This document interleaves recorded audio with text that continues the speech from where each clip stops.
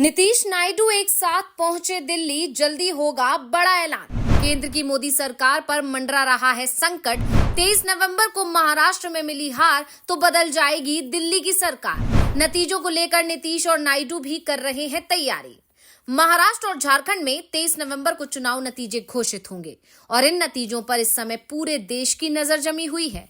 अगर बीजेपी के हाथ से महाराष्ट्र फिसलता है तो देश की राजनीतिक स्थिति भी बदल सकती है। लगातार ऐसे दावे किए जा रहे हैं और खासकर ये दावे इंडिया गठबंधन के घटक दलों के तमाम नेताओं के बयानों के चलते किए जा रहे हैं।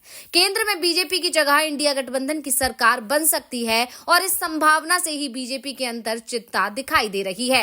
निशाने पर जेडीयू और टीडीपी है। ऐसे में नीतीश कुमार और चंद्रबाबू नायडू भी अब अपने समर्थन की कीमत को समझ रहे हैं, इसलिए बार बार दिल्ली आकर धमक जाते हैं। जब बुलाया जाता है तब नहीं आते, लेकिन बिना बुलाए जरूर आ जाते हैं और केंद्र सरकार से समर्थन की कीमत मांग ले जाते हैं।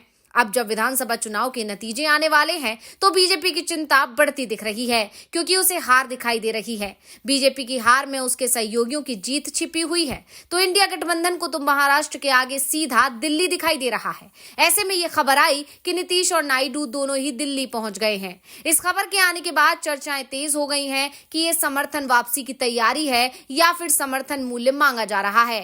वैसे भी संसद का शीतकालीन सत्र शुरू होने वाला है। ऐसे में बीजेपी को हर दिन जेडीयू और टीडीपी के समर्थन की जरूरत पड़ने वाली है। तो आखिर क्या है नीतीश और नायडू का प्लान और क्यों दोनों ही नेता एक ही दिन पहुंचे दिल्ली? इसी खबर पर हम इस रिपोर्ट में करने जा रहे हैं चर्चा, तो वीडियो को आखिर तक जरूर देखें। नीतीश कुमार और चंद्रबाबू नायडू दोनों ही दिल्ली पहुंचे। दोनों नेताओं के एक साथ दिल्ली पहुंचने की खबर से सियासत में अचानक ही उफान ला दिया। सवाल उठने लगे कि क्या नीतीश कुमार एक बार फिर से पाला बदलने की तैयारी कर रहे हैं। दोनों ही नेताओं का एक ही दिन दिल्ली पहुंचना कई सवाल खड़े कर रहा है, जबकि नीतीश कुमार बार बार नरेंद्र मोदी के पांव छूने की कोशिश कर रहे हैं। बार बार ये सफाई भी दे रहे हैं कि 2 बार उनसे गलती हो गई, अब नहीं होगी, वो एनडीए में ही रहेंगे। ये बात नीतीश पीएम के सामने लोकसभा चुनाव से लेकर अब तक कई बार दोहरा चुके हैं। कांग्रेस के बिहार प्रदेश अध्यक्ष अखिलेश प्रताप सिंह की माने तो नीतीश ने 14 बार ये बात दोहराई है, लेकिन नीतीश कुमार जो कह रहे हैं उस पर किसी को भी भरोसा नहीं है। 2017 और 2022 में बिहार के लोग ये देख चुके हैं। आरजेडी के साथ जाने पर इसी अंदाज में नीतीश कुमार सफाई देते थे, कहते थे जान दे देंगे लेकिन भाजपा के साथ अब नहीं जाएंगे। जम्मू कश्मीर में 2014 का सियासी घटनाक्रम भी लोगों के जहन में है। एक दूसरे के खिलाफ विधानसभा चुनाव लड़ने वाली पीडीपी और बीजेपी के बाद में कैसे साथ मिलकर सरकार बना ली थी। ऐसे में नीतीश कुमार क्या कहते हैं इस पर लोगों को भरोसा कम ही दिखाई दे रहा है और नीतीश क्या करेंगे इसका भरोसा तो खुद नीतीश कुमार और उनकी पार्टी को भी नहीं है। फिलहाल जेडीयू की तरफ से कहा जा रहा है कि नीतीश कुमार का दौरा व्यक्तिगत था, लेकिन कहा जा रहा है कि नीतीश कुमार की 2 मुद्दे हैं। एक तो जो सरकार उनके समर्थन से चल रही है उससे बिहार के लिए ज्यादा से ज्यादा आर्थिक मदद दी जाए, जो होता भी दिख रहा है। वहीं दूसरा विधानसभा चुनाव से जुड़ा है। नीतीश ने बीजेपी से एक वादा तो ले लिया है कि चुनाव उनके नेतृत्व में ही लड़ा जाएगा। अब जब एक बात तय हो गई है तो नीतीश ये भी चाहते हैं कि जब एनडीए का बिहार में वो नेतृत्व कर ही रहे हैं तो फिर उनकी पार्टी बड़े भाई की भूमिका में भी होनी चाहिए। यानी लोकसभा चुनाव में जिस तरह से बीजेपी ने 1 सीट ज्यादा लड़ी, जेडीयू को 16 और बीजेपी 17 सीटों पर चुनाव लड़ी थी, ठीक वैसा ही विधानसभा चुनाव में भी होना चाहिए। अगर बीजेपी 100 सीटों पर चुनाव लड़े तो जेडीयू को कम से कम 101 सीट तो मिलना ही चाहिए। फिलहाल नीतीश को इसे लेकर अभी तक बीजेपी की तरफ से कोई ठोस आश्वासन नहीं मिला है और दूसरा कारण नीतीश कुमार बिहार विधानसभा का चुनाव समय से पहले कराने की कोशिश में भी लगे हुए हैं।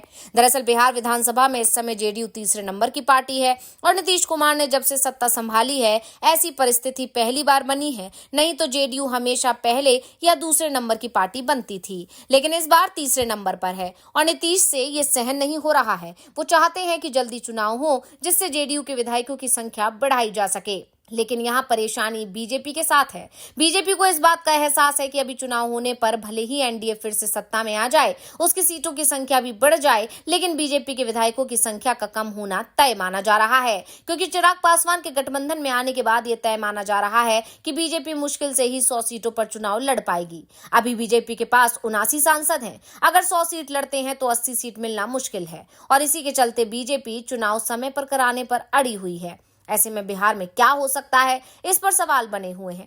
कहा तो यहां तक जा रहा है कि अगर नीतीश की मांग बीजेपी ने नहीं मानी तो जेडीयू को सीट बंटवारे में ज्यादा सीटें देना स्वीकार नहीं किया तो फिर कुछ भी हो सकता है। अब बात करते हैं चंद्रबाबू नायडू की। केंद्र में मोदी सरकार तीसरी बार बनने के बाद सबसे ज्यादा फायदे में अगर कोई पार्टी या नेता दिख रहा है तो वो टीडीपी के चंद्रबाबू नायडू और आंध्र प्रदेश के सीएम हैं। मोदी सरकार बनने के साथ ही चंद्रबाबू नायडू भी आंध्र प्रदेश के सीएम बन गए और अब वो लगातार केंद्र से आर्थिक मदद भी हासिल करने में कामयाब हो रहे हैं। चंद्रबाबू नायडू दिल्ली आए थे, जहां उन्होंने केंद्रीय वित्त मंत्री निर्मला सीतारमण और विदेश मंत्री एस जयशंकर से मुलाकात की। इसके बाद अब तेलुगु देशम पार्टी ने बताया कि केंद्र ने प्रदेश की राजधानी अमरावती के निर्माण में भागीदारी के लिए सिंगापुर के प्रस्ताव को भी हरी झंडी दे दी है। और सिर्फ एक ही प्रस्ताव नहीं माना गया है, बल्कि और भी बहुत कुछ आंध्र प्रदेश को मिल रहा है। टीडीपी सांसद लाऊ कृष्ण देवारायलू ने कहा कि प्रदेश के पिछड़े रायलासीमा क्षेत्र के विकास के लिए अति महत्वपूर्ण दोनों नदियों को जोड़ने के प्रस्ताव पर केंद्र सरकार ने हरी झंडी दे दी है। वित्त मंत्री ने पोलावरम परियोजना को पूरा करने में भी हर संभव मदद देने पर सहमति जता दी है। एस जयशंकर से मुलाकात के दौरान आंध्र प्रदेश में विदेशी निवेश आकर्षित करने की इच्छा व्यक्त की। मुख्यमंत्री की बैठकें और अभियान प्रयास न केवल राज्य के हितों को आगे बढ़ाने बल्कि महाराष्ट्र चुनावों से पहले राजनीतिक गठबंधन को मजबूत करने की उनकी प्रतिबद्धता भी दिखाई दी। यानी साफ है कि चंद्रबाबू नायडू का दौरा आंध्र प्रदेश के विकास के लिए केंद्र से मदद मांगना और विदेशी निवेश पर मोहर लगाना था, जिसमें उन्हें हर बार की तरह कामयाबी भी मिली है। वैसे नायडू हो या नीतीश कुमार, इस समय दोनों की नजरें संसद के बजट सत्र पर भी हैं, जो जनवरी में शुरू होने वाला है। और दोनों ही नेताओं ने बजट को लेकर अपनी अपनी प्राथमिकता की सूची तैयार करना भी अभी से शुरू कर दिया है।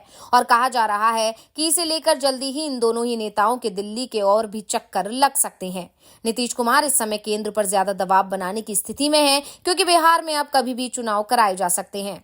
अगर समय पर भी होते हैं तो ये साल भर के अंदर ही हो जाएंगे।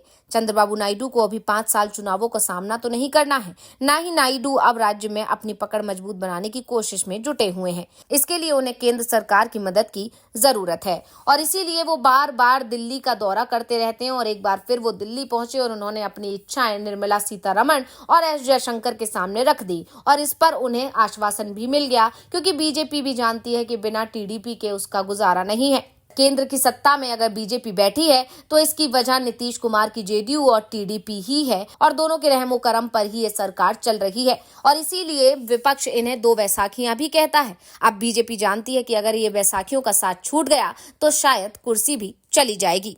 तो ये रिपोर्ट आपको कैसी लगी, हमें कमेंट करके अपनी राय जरूर दीजिएगा। इसी के साथ वीडियो को लाइक करें, वीडियो को शेयर करें और चैनल को सब्सक्राइब करना ना भूलें।